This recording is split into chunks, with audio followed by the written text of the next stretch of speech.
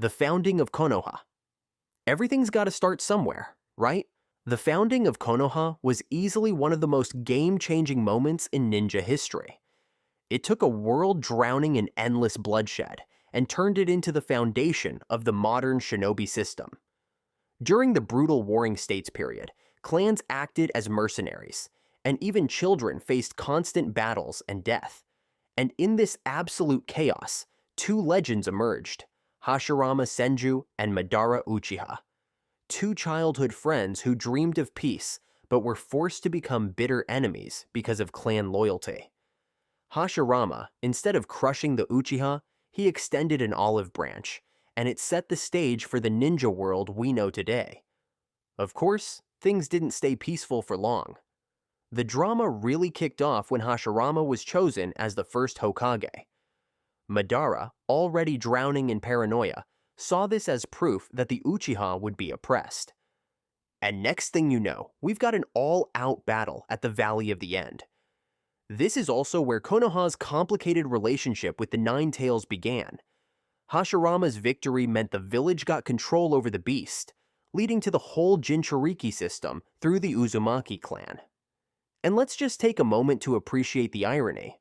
Konoha was built on unity, but it immediately created a massive power imbalance that would fuel future conflicts. So, yeah, Konoha's birth was both the ninja world's greatest achievement and its deepest tragedy. Peace was achieved, with unresolved tensions bubbling under the surface, waiting to explode. Explode into what? War? Always war. That's why we got the first three great ninja wars.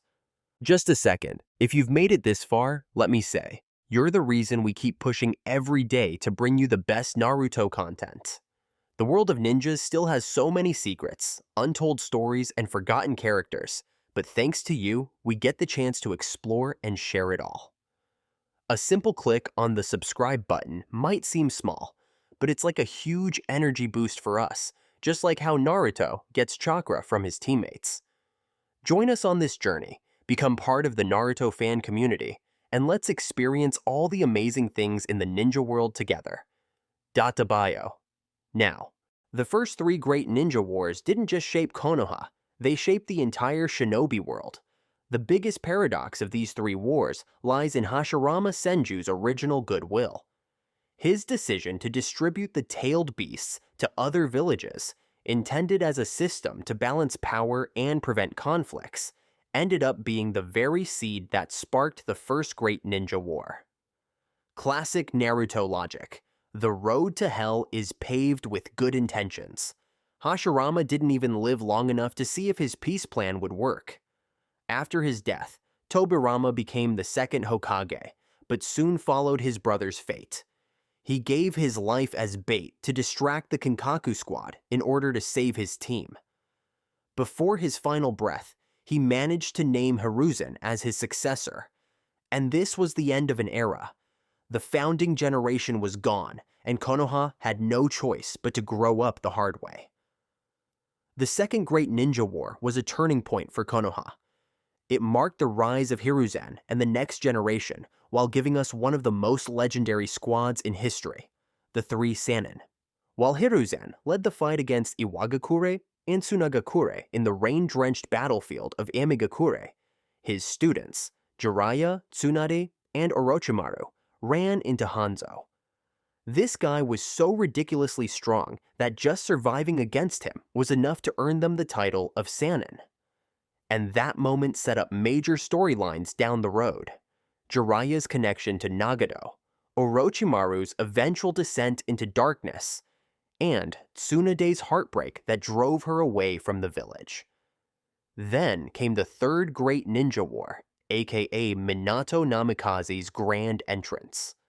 This was the war that cemented his status as Konoha's Yellow Flash, and, later, the fourth Hokage.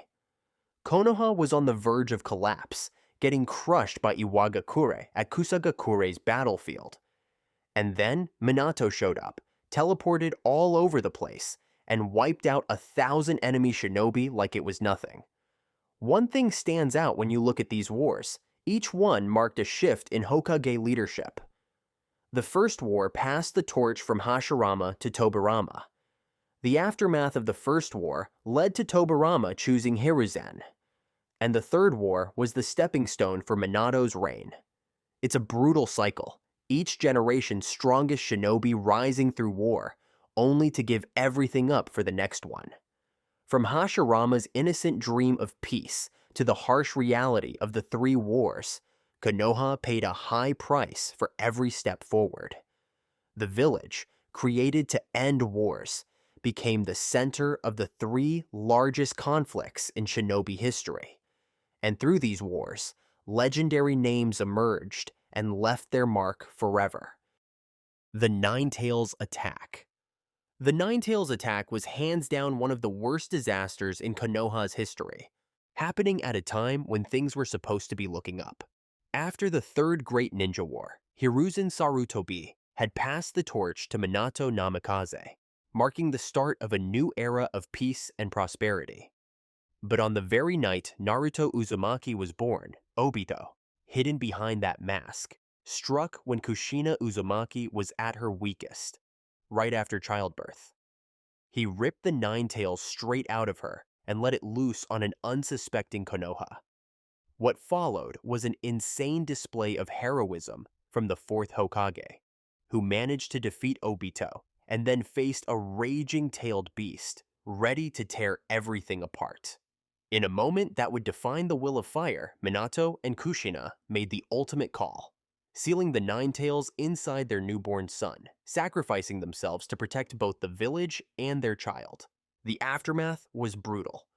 Konoha was in ruins, countless shinobi lost their lives, and in the cruelest twist of all, Naruto, the very kid who saved the village, became the target of fear and hatred. Hiruzen, stepping back into the Hokage role, had to issue a decree forbidding anyone from mentioning the Ninetales, trying, and failing, to shield Naruto from the villagers' resentment. The fall of the Uchiha clan. No tragedy hits harder than the fall of the Uchiha clan. One fateful night, the most powerful clan in Konoha, at that time, Uchiha was the strongest, was nearly wiped out. After the Ninetales attack, suspicion grew among Konoha's leaders. Did the Uchiha control the beast? After all, only those with the Sharingan had the power to control the beast. Paranoia spread like wildfire, and guys like Danzo, who never trusted the Uchiha, pushed them further into the shadows. The Uchiha went from being respected to being straight-up outcasts. In the ninja world, anger doesn't just stay as anger. Fugaku Uchiha, the clan leader and father of Itachi and Sasuke, along with key members of the clan, started planning a coup. They wanted to reclaim power, restore the Uchiha's respect, and even take control of the entire Konoha. This was a potential war that could destroy the village's entire structure. Amid all the chaos, one guy found himself stuck in the worst possible situation, Itachi. A straight-up prodigy, the youngest Anbu in history ever, and the one the Uchiha clan was betting on to sneak into Konoha's inner circle of power. But here's the twist. Fugaku had no idea his own son had already picked a side, and it wasn't the Uchiha. Behind the scenes, Danzo made a cold-blooded call. The Uchiha clan had to go. And guess who got assigned the job? Of course, Itachi. Itachi, with his deep love for the village, peace, and especially for his brother, accepted the mission on the condition that Sasuke would be kept safe after everything was over. Then came that night. With Tobi as backup, Itachi wiped out his entire clan. From elite warriors to innocent civilians, from distant relatives to his own parents, his love. Everyone gone. When Sasuke came home and saw the horrifying scene, Itachi staged everything to make his brother believe that he killed the clan just to test his own strength. Later, he even used Tsukuyomi to show Sasuke the moment he killed their parents, and encouraged him to live with hatred, grow stronger, and one day kill him for revenge. This was part of Itachi's long-term plan. He wanted Sasuke to become Konoha's hero by defeating a traitor like him. He also wanted Sasuke to awaken the Mangekyo Sharingan, which requires the pain of losing a loved one. Afterward, Itachi left the village as a traitor and joined the Akatsuki to monitor it from the inside and secretly protect Konoha. He spent the rest of his life in pain, carrying a bad reputation, hated by the entire ninja world, all for the hope that one day Sasuke would be strong enough to kill him and become a hero. If that's not the ultimate sacrifice, I don't know what is. The Uchiha massacre was a turning point in Konoha's history. It created Sasuke Uchiha, completely driven by hatred and revenge. It led him to abandon Konoha, seek power from Orochimaru, and ultimately become one of the most dangerous shinobi alive. In a way, the Uchiha downfall wasn't some shocking event. It was the natural result of a system that had been broken from the start. It's also a deep metaphor for the never-ending cycle of hatred in the ninja world. From Madara and Hashirama to Itachi and Sasuke, and later Sasuke and Naruto, everyone gets caught in this endless spiral of revenge and violence. Itachi tried to break the cycle by sacrificing himself, but in the end, he only pushed Sasuke further down the path of hatred. The Konoha Crush Attack. This was a full-on surprise attack that went down right in the middle of the Chunin exams. The Chunin exams were supposed to be a time for ninja villages to showcase their strength and train the next generation. It should have been an exciting event. Young shinobi like Naruto, Sasuke, Gaara, and Shikamaru proving their skills and chasing their dreams. But just when the stadium was packed with spectators, white feathers started floating down. A massive genjutsu knocked people out. That was the start of a coordinated assault on Konoha by Otogakure and Tsunagakure. Behind it all was Orochimaru. He played Tsunagakure like a fiddle, exploiting their frustration after the Wind Daimyo cut their funding and started handing missions over to Konoha instead. And get this, Orochimaru actually killed the Wind Daimyo and took his place just to manipulate the Sand Village into attacking. His real target was Konoha's success and, more specifically, the third Hokage, the very sensei who once denied him the title of Hokage. When the attack kicked off, chaos spread through Konoha like wildfire. While the Leafs ninja were busy fighting off invaders from Oto and Suna, Orochimaru had trapped Hiruzen Sarutobi inside a special barrier, no outside interference. Orochimaru, always obsessed with immortality and ultimate power, pulled out one of the most horrifying forbidden jutsu, Ido Tensei. And just like that, the two previous Hokage, Hashirama and Tobirama, were brought back from the dead, forced to fight their own successor. Hiruzen, way past his prime, just couldn't fight against reanimated legends who never get tired and regenerate endlessly. So he went all in, pulling out Shikifujin. In his final moments, Hiruzen managed to seal away Orochimaru's arms, taking away his ability to use jutsu before collapsing with a peaceful smile. His death marked the end of an era. The man who had guided Konoha through decades of war and peace, serving as Hokage twice, was gone. Meanwhile, the rest of Konoha's ninja were fighting all over the village. But one of the most intense showdowns was Naruto versus Gaara, a battle between two Jinchuriki. Gaara, shaped by a lonely and brutal childhood, believed the only way to prove his existence was through killing. Naruto, on the other hand, had also suffered loneliness, but he found strength in protecting others, and in the end, Naruto planted the first seeds of change in Gaara's heart, setting him on a path that would eventually transform his entire way of thinking. Konoha managed to push back the invasion, but the village was in ruins. Many ninja lost their lives, and, most importantly, they had lost their Hokage. As for Tsunagakure, after realizing they'd been played by Orochimaru, they abandoned their hostility and signed a new peace treaty with the Leaf. And Orochimaru? Yeah, he lost his hands, meaning no more jutsu. But that slippery snake still escaped, and his obsession with taking over Sasuke's body only got worse. With the village in chaos, Konoha needed a new Hokage ASAP. Jiraiya, one of the legendary Sannin and Hiruzen's former student, straight up refused the position. Instead, he suggested Tsunade, his old teammate and the granddaughter of Hashirama Senju. Of course, convincing Tsunade wasn't exactly easy. Naruto and Jiraiya had to go on a whole journey just to track her down. Why? After losing both her brother and the man she loved, Tsunade had zero faith in the title of Hokage. And so, the search for Konoha's next leader had begun. With Tsunade stepping up as the 5th Hokage, Konoha officially entered a new era. But the village was in bad shape. And when a village is weak, other forces start creeping in. Groups like Akatsuki and Orochimaru saw this as the perfect time to make their moves. During this time, the village couldn't stop Sasuke when he decided to leave Konoha to seek power from Orochimaru.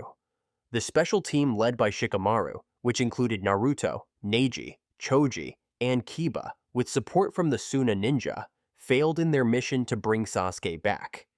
This failure pushed the main storyline in a completely new direction, with Naruto deciding to leave Konoha to train with Jiraiya for 2.5 years. Looking back, Konoha Crush was one of the most important turning points in the entire Naruto series. It marked the shift from the hype and excitement of the Chunin exams arc to something darker and more serious. From here on out, the story wasn't just about tournaments and friendly rivalries anymore.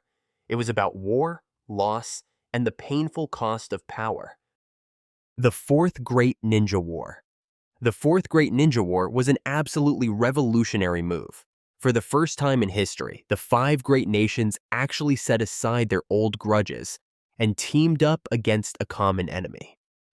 Unlike the previous wars, which were just villages going at each other's throats, this one was an all-out battle between the entire shinobi world and Uchiha Obito, who was still playing the I'm Madara card at the time. The whole mess started because of Akatsuki's wild plan, the infinite Tsukuyomi. Basically, they wanted to throw the entire world into an eternal dream. When Obito crashed the 5 Kage summit and straight up declared war, it was absolutely insane. He gave the world an ultimatum: hand over Naruto and Killer Bee, or prepare for war. The fact that the shinobi world actually came together and formed the Shinobi Alliance was proof that, despite all the past beef and betrayals, they could still unite when it really mattered. That moment was a huge step forward in Naruto's whole message about peace and understanding. And this war was next level. We're talking 80,000 shinobi from all 5 great nations against an army of white Zetsu clones and reanimated legendary warriors, courtesy of Kabuto's Edo Tensei. This war was a roller coaster of jaw-dropping moments.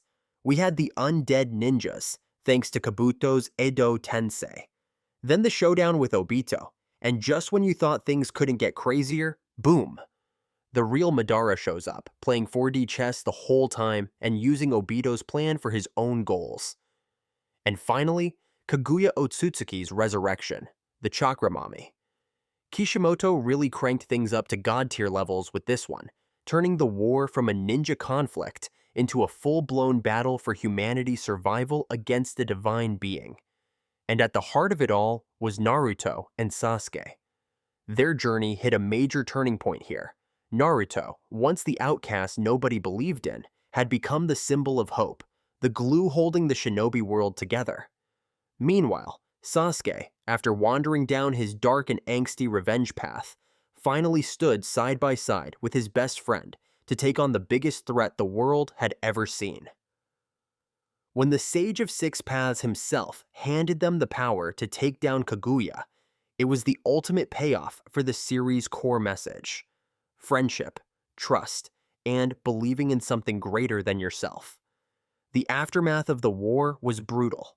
Tens of thousands died, including major characters like Neji Hyuga. But from that loss came a new beginning. The Shinobi Alliance's victory set the stage for a new era of peace, one that had never been possible before. This was the closest the world had ever come to achieving the dream that Jiraiya, Nagato, and generations of ninja had fought for. From a storytelling perspective, the war was the ultimate grand finale for Naruto's journey and the entire shinobi world. It wrapped up pretty much every major plotline. Akatsuki's true purpose, the origins of chakra, Sasuke's fate, and the dream of lasting peace. And at the same time, it set up the next generation, paving the way for what we see in Boruto. The Hyuga Incident. Now, one of the biggest diplomatic disasters in Konoha's history, the Hyuga Incident. This went down about 9 years before Naruto's story kicked off and was basically a giant ninja world soap opera filled with betrayal, political tension, and a whole lot of bad decisions. So, Konoha and Kumogakure had been beefing for years, but eventually they signed a peace treaty to put an end to the fighting. Sounds good, right? No. Kumo had no real plans for peace. What they actually wanted was a little heist, stealing the Byakugan, the Hyuga clan's prized dojutsu, and they picked the absolute worst way to do it. On Hinata Hyuga's 3rd birthday, Kumo's top ninja decided to sneak into Konoha and kidnap her. The plan was to take her back to Kumo and unlock the secrets of the Byakugan. And then Hiyashi Hyuga caught him in the act and straight up killed him on the spot. And that's when things got complicated. Kumo, instead of admitting they were in the wrong, decided to play victim. They marched up to Konoha like, "Hey, your guy just murdered our guy. Either hand over his body or prepare for war." Obviously, Konoha didn't want another conflict so soon after the last war, but they also couldn't just hand over Hayashi. So they came up with a brutal compromise. They gave Kumo the body of Hayashi's twin brother, Hizashi, instead. This whole mess had huge consequences. First off, it deepened the already existing rift between the Hyuga's main and branch families. It also fueled Neji's bitterness. He grew up believing that his father had been forced to die for the sake of a political game. That resentment came to a head during the Chunin exams, where Neji straight up snapped on Hinata. At the end of the day, this event ties back to one of Naruto's biggest themes, sacrifice. Whether it was Hizashi giving up his life, Hiyashi making an impossible choice, or Neji struggling to make sense of it all, the Hyuga incident showed just how messy and painful the ninja world really was. Peace? Yeah, it existed, but it always came at a price. Alright, that's it for today. Thanks for watching, and we'll see you next time.